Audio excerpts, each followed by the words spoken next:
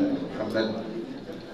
وعلى آله وصحبه وسلم تسليما. Mesdames et messieurs les leaders et représentants des partis politiques, mesdames et messieurs les ministres, députés, maires et membres des exécutifs locaux, mesdames et messieurs les membres du patronat, mesdames et messieurs les membres des organisations de la société civile, mesdames et messieurs les militants, délégués et responsables du FSD-BJ, mesdames et messieurs les journalistes et amis de la presse, distingués invités, mes très chers concitoyens. Vous êtes ici aujourd'hui, c'est parce que, comme moi, je vous sais concerné par l'avenir de notre cher pays, le Sénégal. Tous ceux qui veulent bien regarder notre nation avec un minimum de lucidité conviendront aisément qu'elle traverse une crise multiforme. Qu'il s'agisse de nos institutions sans cesse remises en cause, de notre jeunesse qui s'offre aux océans en désespoir de cause, du climat politique qui rappelle les heures les plus sombres de notre histoire, ou encore des déséquilibres sociaux qui creusent davantage les inégalités de jour en jour. Le Sénégal, notre pays, se retrouve encore une fois, de mon point de vue, à la croisée des chemins. Si vous ajoutez à cela le contexte géopolitique sous-régional et international, il me paraît alors évident qu'aujourd'hui, plus que tout autre moment, nous avons rendez-vous avec notre destin. Nous avons un pays très politique, trop politique, diront certains, et à juste titre. Je fais partie de ceux qui considèrent que malgré tout, c'est une chance que le pouvoir politique ait encore une prise sur le devenir de notre nation. Car les alternatives ne sont guère reluisantes et tout ce qui se passe tous les jours, partout autour de nous, me conforte dans cette idée. J'ai toujours cru en la politique et je continue d'y croire. Pour la simple et bonne raison que je refuse la description péjorative qu'on en fait et que beaucoup d'actes d'hommes et de femmes viennent malheureusement corroborer. La politique, mesdames et messieurs, ce n'est pas ce que les autres en font, mais plutôt ce qu'on a choisi d'en faire. Me concernant, depuis plus de 25 ans que j'ai fait le choix de l'engagement, je pense avoir le privilège de pouvoir me retourner sur mon parcours sans rougir d'avoir trahi mes engagements, vécu sous le dos de mes compatriotes ou agi contre mes principes. Ça ne veut pas nécessairement dire un parcours linéaire ou sans anicroche, mais ça traduit ce qui aura guidé mon action durant toutes ces années. De mes mandats locaux, puis nationaux, à mes différentes fonctions dans le gouvernement, j'ai servi mon pays avec efficacité, honneur et dignité.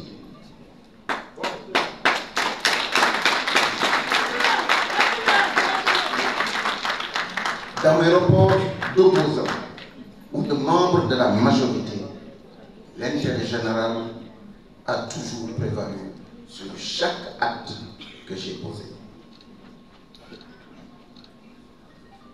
Le chef d'entreprise que je suis a su aussi également toujours faire de son métier le prolongement de son engagement pour la société. Mes très chers amis, j'ai l'insigne honneur aujourd'hui et depuis un moment de diriger le FSD-BJ, FSD Benno Dioubani. Une formation politique qui me rend particulièrement fier, tant nous avons tous contribué à écrire les plus belles pages de l'histoire politique de ce pays. Un parti qui a su jouer son rôle d'acteur de la démocratie, mais aussi de la citoyenneté. Le FSD de notre duel a été une école pour beaucoup, et moi qui suis devant vous, le premier. Et c'est avec fierté qu'on observe ce que sont devenus beaucoup de jeunes de notre parti et beaucoup de cadres qui sont issus de notre formation. Je voudrais saisir cette occasion pour remercier chaleureusement tous les camarades, militants et sympathisants pour leur confiance et leur engagement. Je voudrais vous dire que vous avez fait ce qu'il vaut à notre formation aujourd'hui sa crédibilité, au point que notre voix soit attendue et entendue pour tous les sujets d'intérêt national. Je vous sais déterminé et prêt pour les combats à venir. Et c'est pourquoi, mes chers amis, le Sénégal, je le rappelle, est avant tout un héritage que nous avons reçu de nos devanciers et que nous avons l'obligation de léguer à nos enfants dans un état meilleur que celui dans lequel nous l'avons reçu. C'est le contrat moral que chaque génération doit signer avec ses héritiers. L'état de déliquescence dans lequel se trouvent nos institutions ne rend pas justice au parcours démocratique de notre pays. Les infrastructures construites à coups de milliards cachent difficilement le mal-être des populations et l'arsenal de répression déployé est fort heureusement inefficace face à l'insatiable besoin et désir d'émancipation de notre jeunesse. Et la crise de confiance qui sévit au sein de notre société traduit parfaitement le désespoir qui hante beaucoup de nos concitoyens. Et pourtant, je vous le dis et je le raffirme, l'espoir est permis et est autorisé. Nous nous acheminons, s'il plaît à Dieu, vers un moment de respiration démocratique aussi inédit que déterminant. Si les choses restent telles qu'elles sont, nous devrions vivre notre première élection présidentielle sans le candidat sortant. Même si on peut soupçonner que la machine étatique ou systémique sera quand même mobilisée au profit d'un candidat. Mais à tout le moins, il paraît évident que la configuration que nous allons vivre est idéale pour que l'offre politique prime sur tout autre critère. Mes très chers compatriotes, vous avez le droit d'espérer, et toutes les populations du Sénégal ont le droit d'espérer de cette élection des propositions qui vont les protéger de tous les maux qui gangrènent notre pays. La question des institutions devra être débattue et tranchée, une bonne fois pour toutes. L'hypertrophie du pouvoir exécutif devra être corrigée au profit du législatif et du judiciaire. Et la question de l'indépendance de la justice devra être sur la table. Pas comme si on le fait d'habitude avec des formules inopérantes autour de la rupture du lien de subordination entre le ministère de la Justice et le parquet, mais autour de vraies propositions qui prennent en compte la double nécessité de l'indépendance et de la légitimité populaire des magistrats. Cela dit, il nous faudra en finir avec la judiciarisation de l'espace politique et la politisation de l'agenda judiciaire. Il est insupportable que l'on puisse ne serait-ce que soupçonner la main de l'exécutif derrière les affaires qui concernent les acteurs politiques. Nous ne pourrons pas non plus faire l'économie d'un débat sur le rapport que nous entretenons avec nos forces de l'ordre. Il s'agira de prendre le temps de redéfinir le rôle dans une société plus juste, plus transparente, plus soucieuse de la sécurité de chaque citoyen, afin de ne pas les exposer aux décisions politiciennes si souvent décriées. La question de nos ressources naturelles et de toutes nos ressources ne saura être en reste. Il s'agira même d'une question majeure pour l'échéance à venir. Tant il est certain que différents groupes d'intérêt tenteront d'influer sur les résultats de cette élection pour les raisons que vous savez tous. Les indépendances à nos jours, nous ne savons pas par quel type de Sénégalais nous sommes et que nous avons voulu construire. Il est urgent aujourd'hui que nous puissions nous poser la question: qui voulons-nous être? Pour quel pays?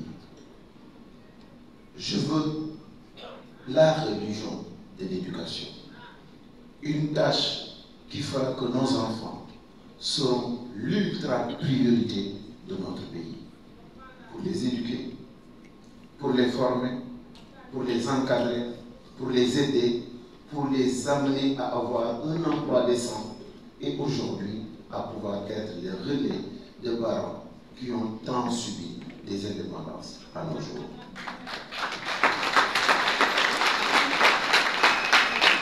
Mes chers compatriotes, ce qu'il nous faudra surtout, c'est rétablir en plus de la confiance et de l'espoir l'égalité des chances de tous les Sénégalais. Ça passe par la réduction de la privatisation à outrance de tous les segments de notre pays, par la régénération d'un service public de qualité et surtout par une politique fiscale qui incite les plus riches à contribuer au même titre que tous les citoyens et de manière proportionnelle. Observez, mes chers amis, et donnez-moi un seul secteur de notre pays où il ne faille pas payer plus cher pour recevoir un meilleur service, y compris dans les services aussi régaliens que l'éducation ou la santé. C'est un impératif pour notre vivre ensemble que de faire en sorte que l'enfant de Guetta, où est né mon père, puisse avoir les mêmes chances que l'enfant de Mermoz, du Commodore ou des Almadies. Nous avons des chantiers énormes, identifiés de longue date, dont pourtant nous n'arrivons pas à voir le bout par le manque de volonté politique et d'esprit de sacrifice. Il va de soi que l'esprit qui a omnibulé, qui est omnibulé par la prochaine élection sera difficilement efficace pour résorber le chômage de masse, notamment par une industrialisation même légère et pour atteindre des objectifs vitaux tels que l'autosuffisance alimentaire. Il nous faudra aussi tenir un débat sur l'équité territoriale, la décentralisation et l'aménagement du territoire. L'économie ne saurait être en reste avec notamment une politique monétaire à débattre et des choix d'investissement plus efficients, plus efficaces et plus conformes avec nos priorités. Mes chers amis, il s'agit là d'autant de sujets pour lesquels nos concitoyens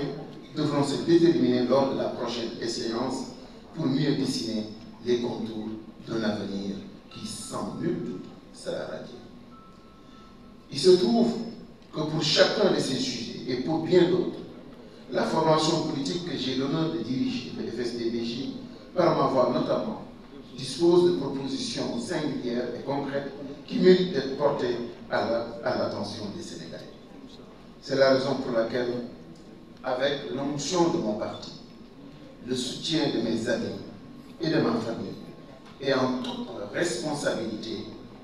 j'ai décidé d'être candidat à la prochaine élection.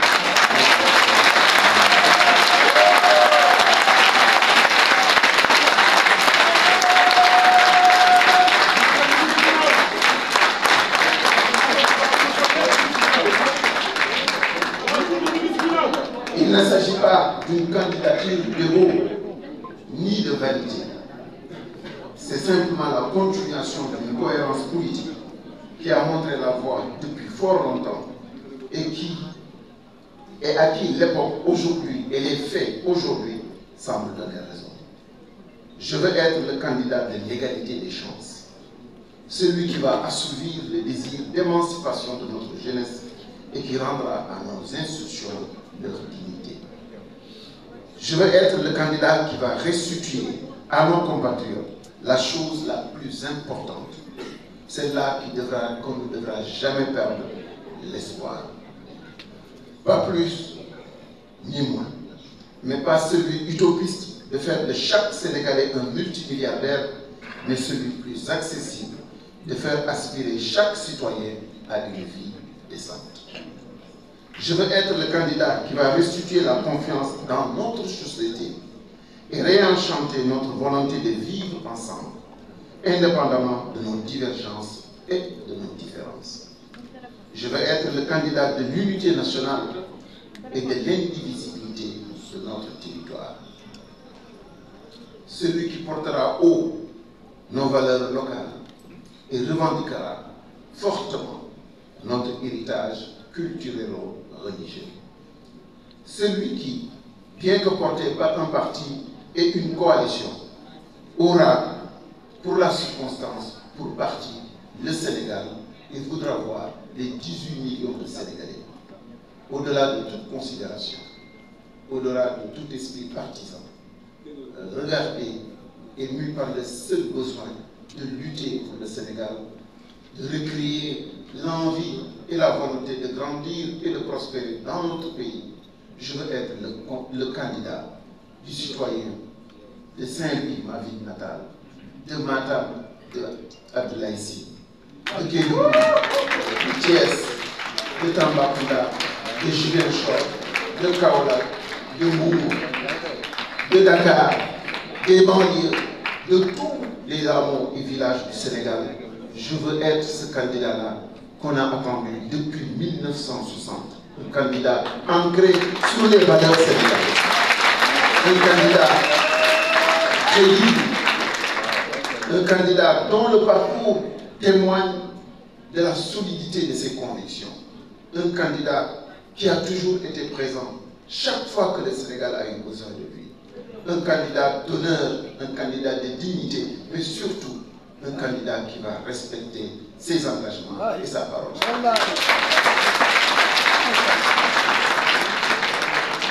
Mes chers amis,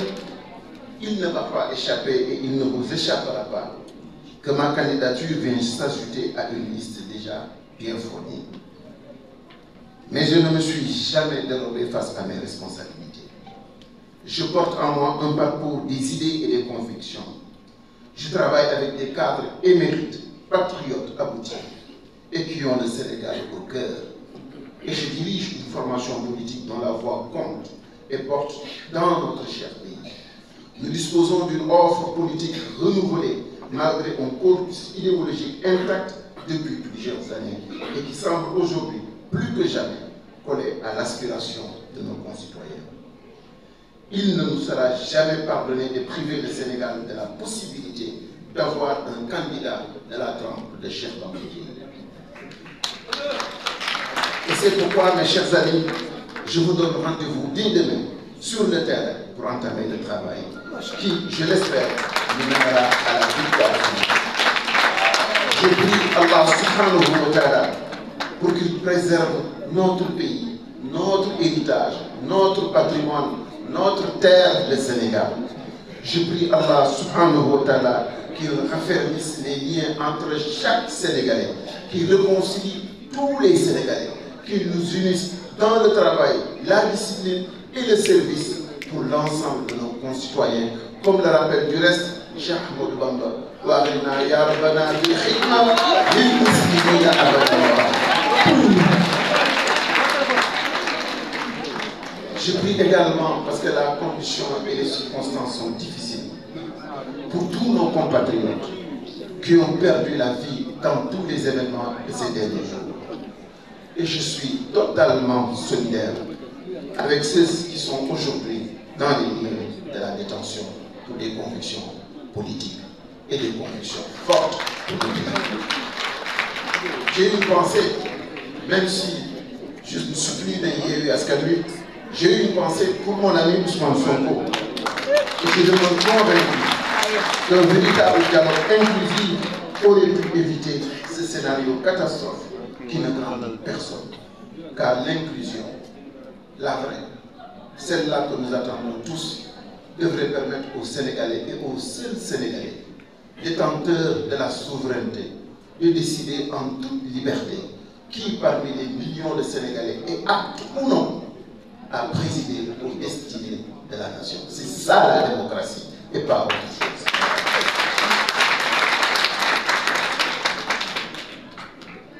Depuis suma parti man FSD/DG la tudd dëgg yàlla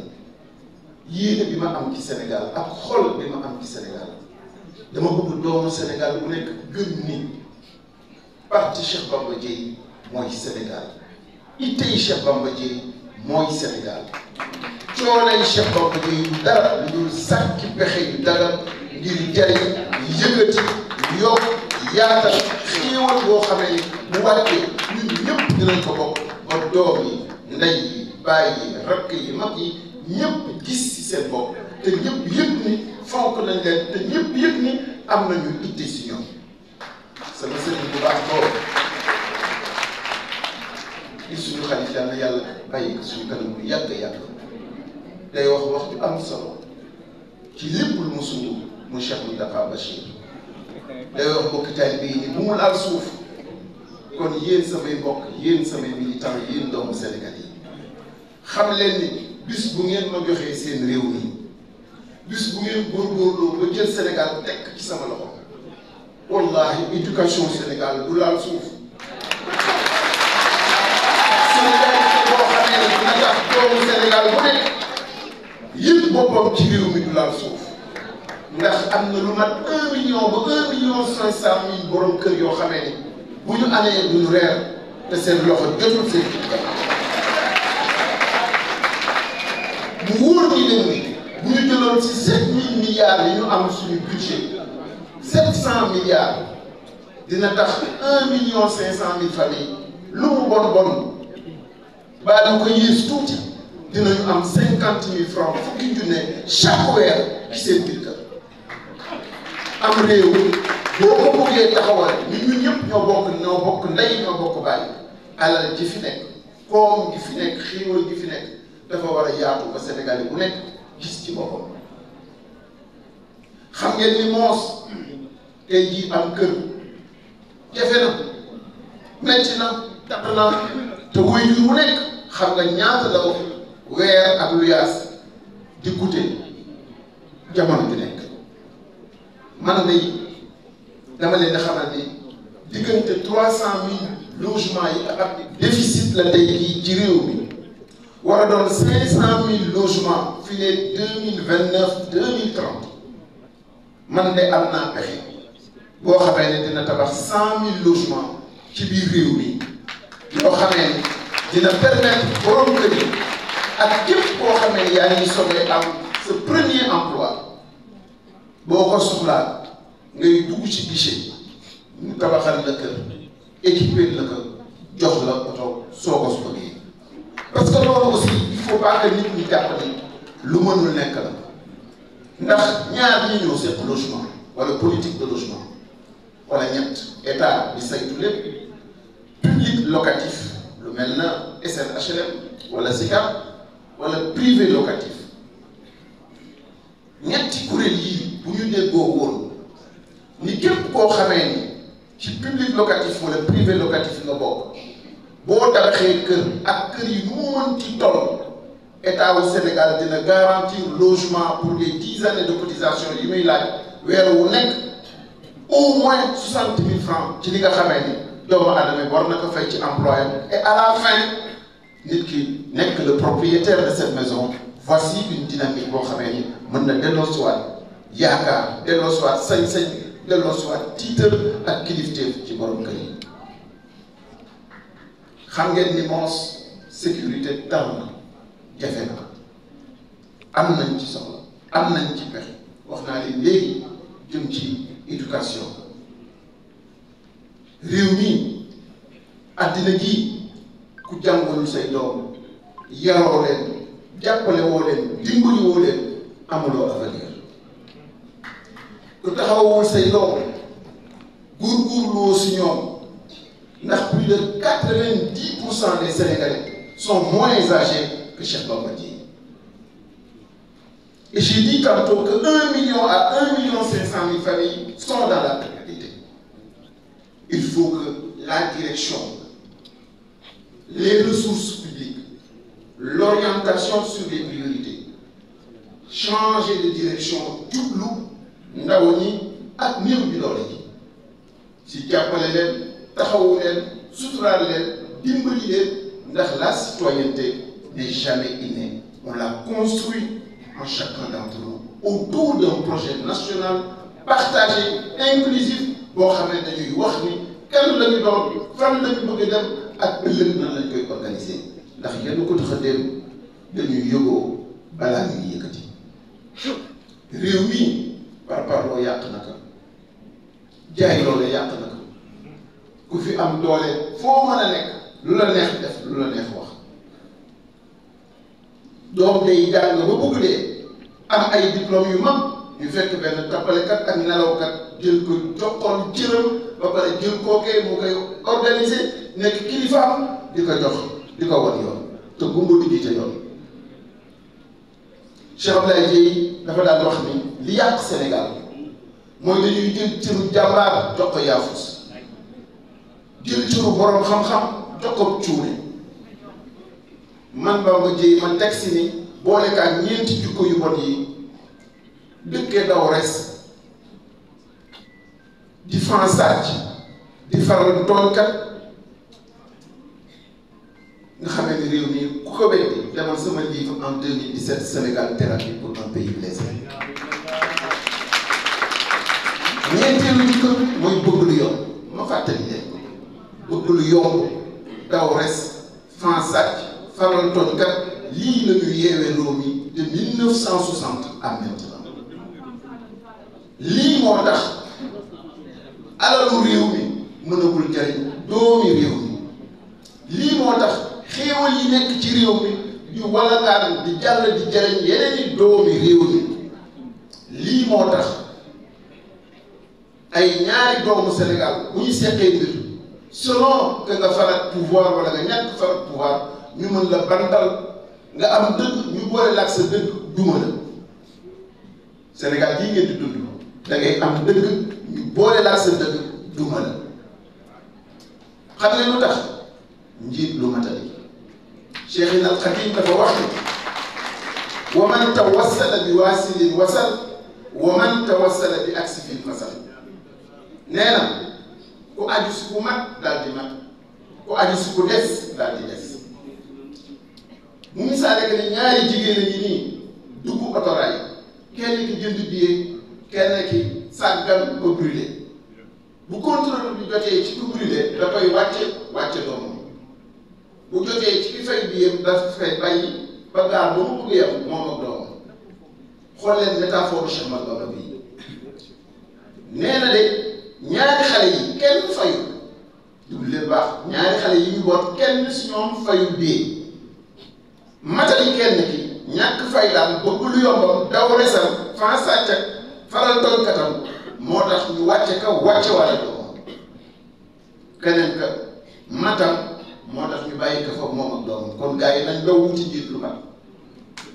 élection yi nga xamee ni wér nañu ni bon ba fi tey ndax Sénégal léegi kenn mënatul waat dara waaye wér nañu ba fi tey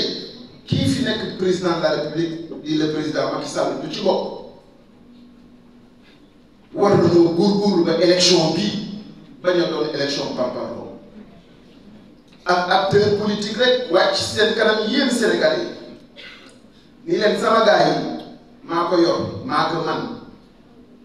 maay borom alal maa am xaalis maa yor ndombo tànk yi maay ministre maay premier ministre maay député maay chef d'entreprise ngeen gise kat alal bu dul jeex te mu wér leen ni ab ministre bu doon dund pendant 15 ans nekk ministre di fay 3,5 millions mënta am le centième si li nga xam ne moom la gars yi di leen wan matin midi soir ci seen kanam ci seen suufu bët te ku la sàcc jàpp na la ku la sàcc du la liggéeyal ku la sàcc du la dimbali ku la sàcc du samp dëgg ci sa réew ku la sàcc amul la njëriñ ndax respecté wu la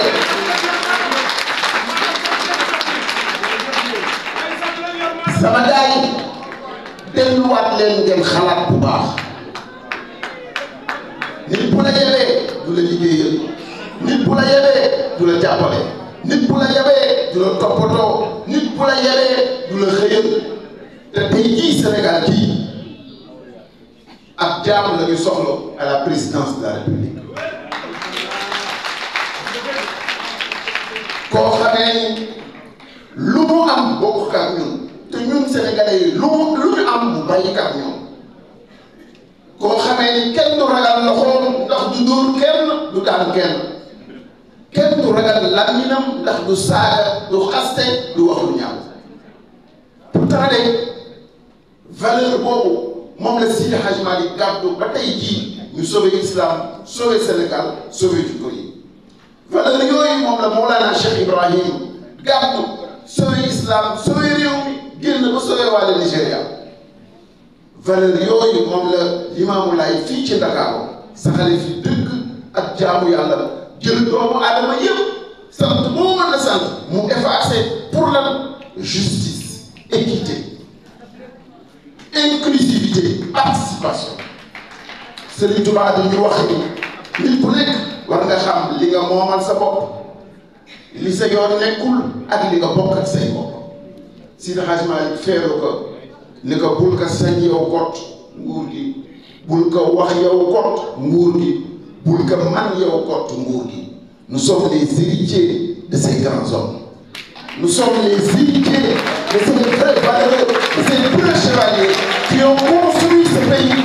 et font que nous sommes ce que nous sommes aujourd'hui et font que nous revendiquons notre place ñun ñooy ndonay Seydi Hadji Malick ñooy ndonay Cheikh Ahmadou Bamba ñooy ndonay Mawlana Cheikh Ibrahim ñooy ndonay Thiénaba ñooy ndonay Ndiassane parce que taalibe lañu doomu taalibe di citoyen te yéene jàmm réew du ma gan ci politique de ndax maa ngi ci bëgg a mag nag léegi maa ngi bëgg a bokk si ñi mag ndax FSD/BJ 95 lañ ko formé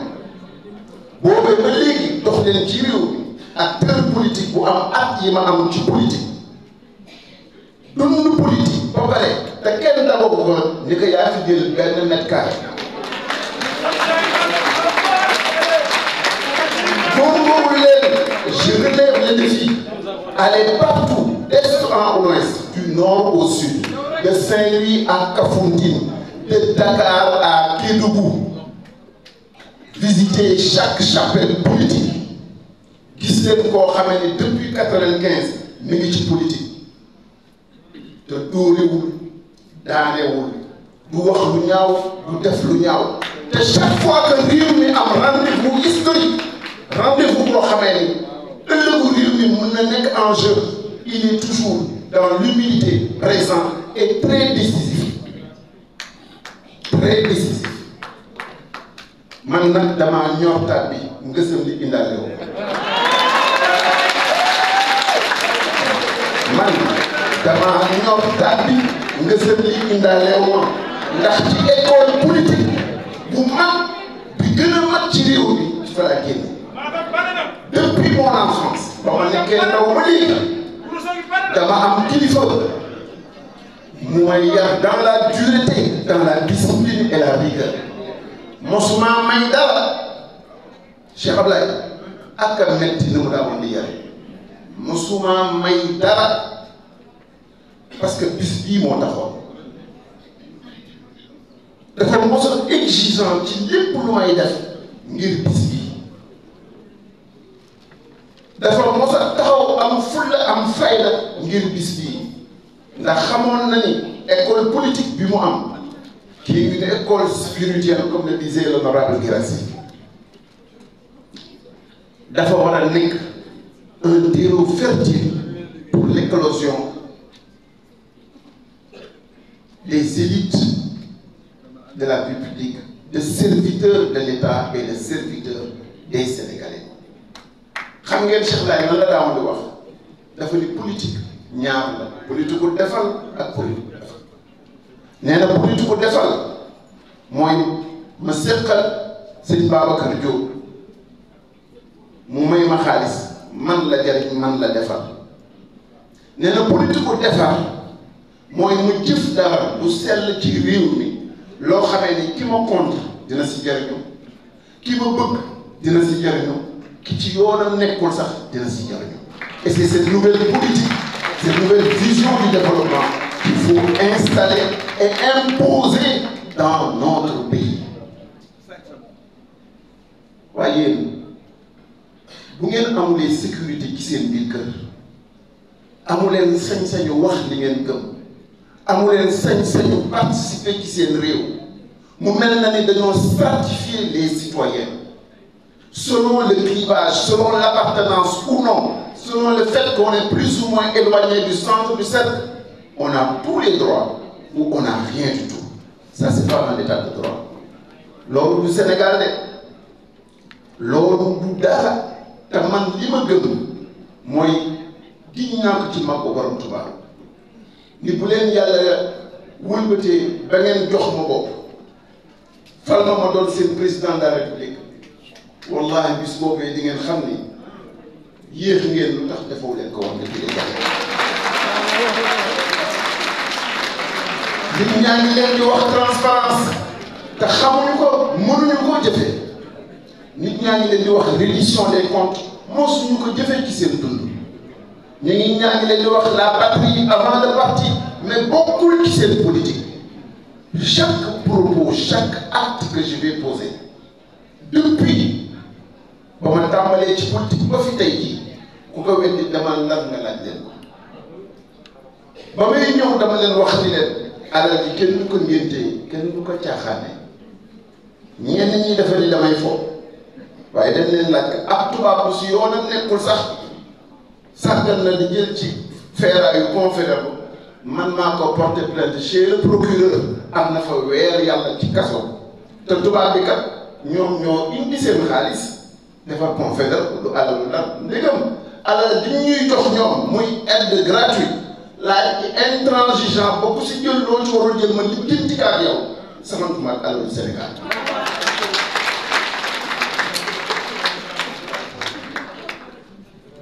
Gars yi si le Sénégal vous intéresse,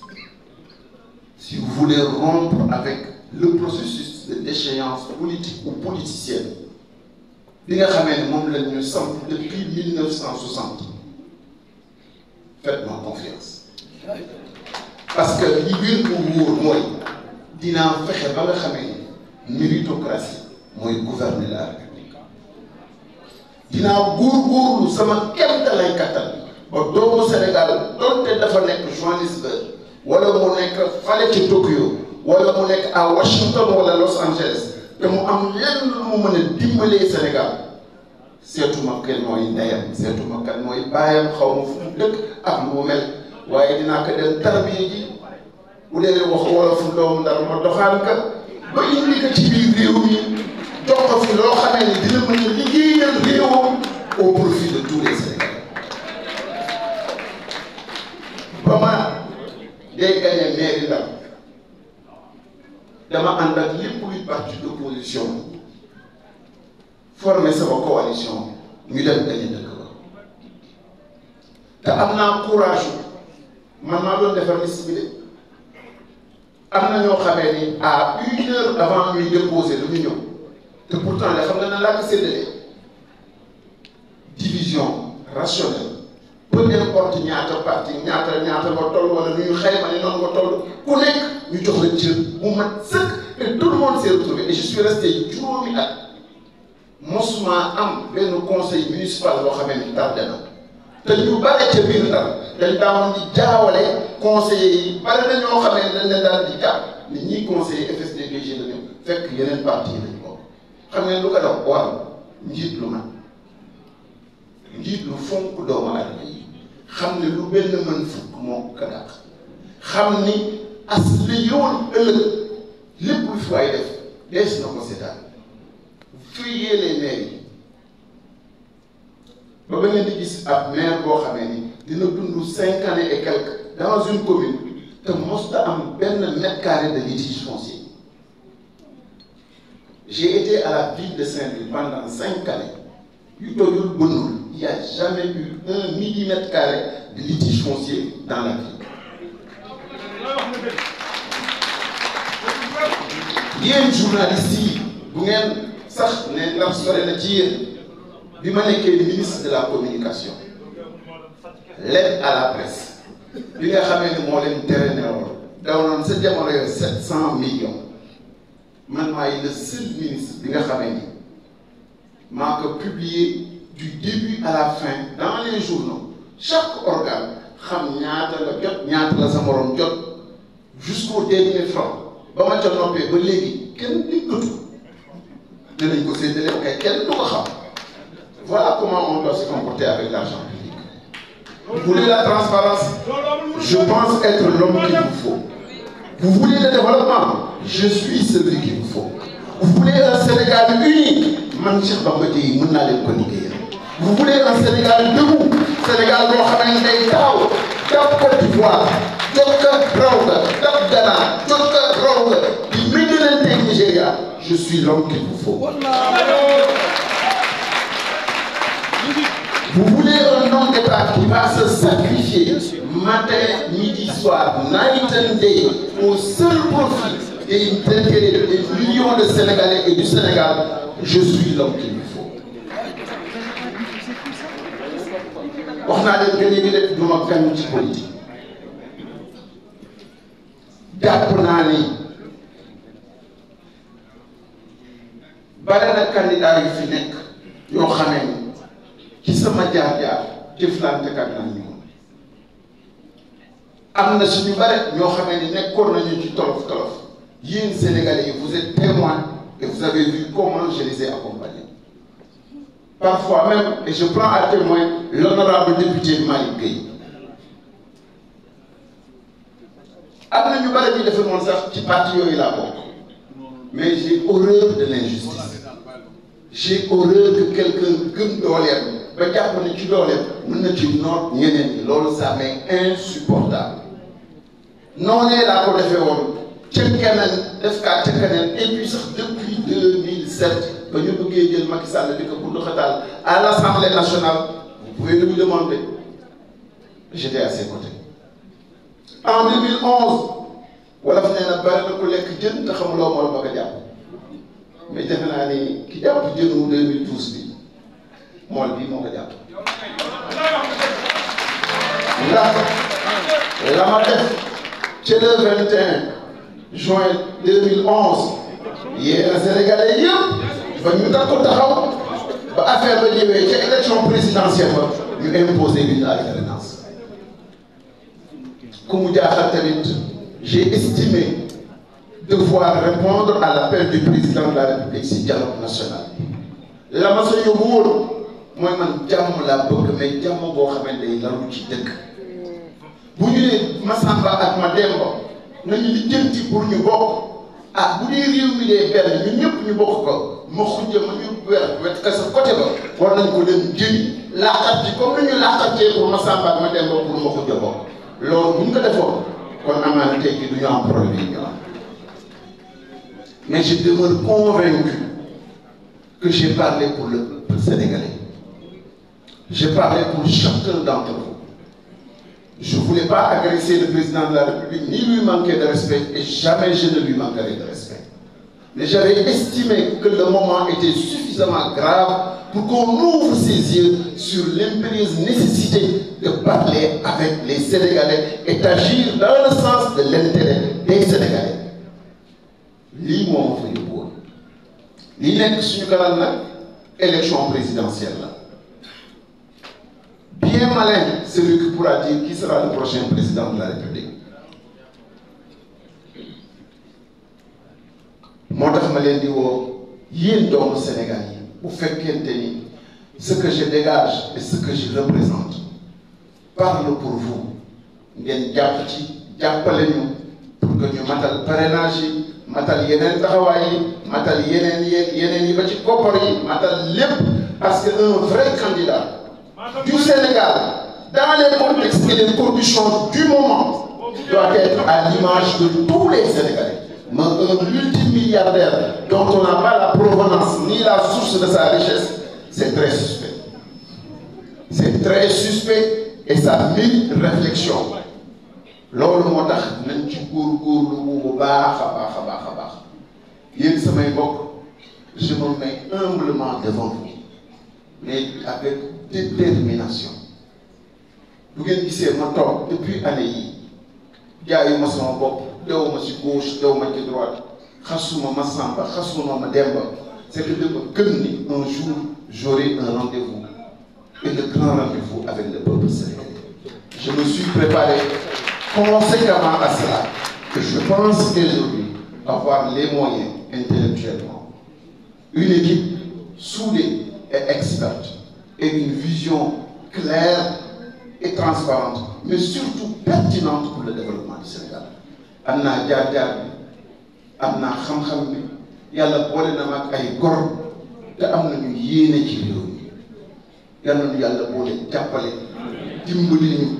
ba ñu liggéeyal suñu réew exactement comme ni ko Sénégalais yi di xaare depuis 1960. C'est ce message-là que je voudrais vous lancer, di leen sant di leen gërëm et Inch'Allah je serai candidat en février 2020.